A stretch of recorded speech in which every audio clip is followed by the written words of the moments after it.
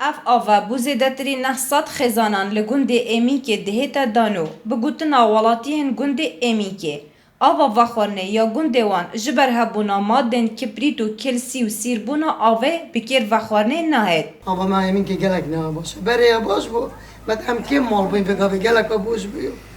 و گنده باش بیو آفیا بیره و نه بخوزه بکر وخورنه نه بکر ترشیش نه نهیدن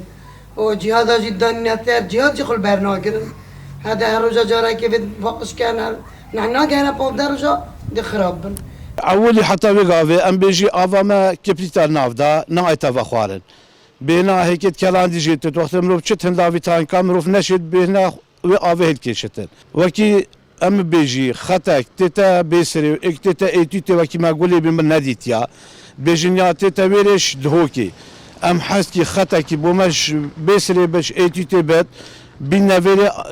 آرش ما بتجارة سركر نه ام بچی مراجع حکمتی بکی نه ازعاج ما بتنه حکمتی بتن بیرید ما همی اونیت دو سه چهار بیرید با مکولان دو تشکن ایک ها یا چاکه ایک یالاوه بله هر سه هر چا جینا نبخورن عالم یا فقیره عالم در بدره یه خو رزقا جنا خفرتی ام خو رزقی خفرتی تاعت این ودر که هر کی خو پارچه که اگه کرید مزکت خانی الله وکیل آن ده جدرن آوا وخورنه یا گنده ناف بری جه چار بیران دهتا دان جلای خوبه جی روبر آوا دوهوکی جی دیار دکت وان پلان هنه بو چاره سرکنا کشا آوا گندی چد بیت گوزنده تاولات یا هم من سر سیربون آوال سر بحثی کبریتی تکن بس ما وکو روبر یا آوه او بومو ده رجا که ام دیف چونت کن چه تشتی وصاب من دیار نبیه